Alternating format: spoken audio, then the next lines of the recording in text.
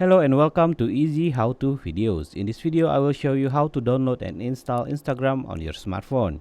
If you are using an Android phone, you can download all the application you need using the Google Play Store. If you are using iPhone, you can download the application using the App Store. Here, I will show you how to download and install Instagram on your Android phone.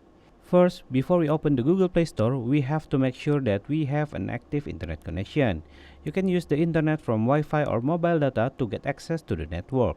After that, you can open the Google Play Store. Before we can use the Google Play Store, we have to log in to our Google account using our Gmail account. After we log in, now we can download all the application we need for our smartphone. Then we can search Instagram on the search bar on the top. Ignore if there's any ads and look for Instagram application with the right logo. Tap on the Instagram icon and hit the install or download button.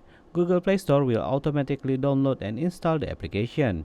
After download and install complete, we can start opening the Instagram app by tapping the Instagram icon on our home screen or application list. Now we have the Instagram application on the smartphone, and we can start using Instagram by signing up or logging in to our existing account.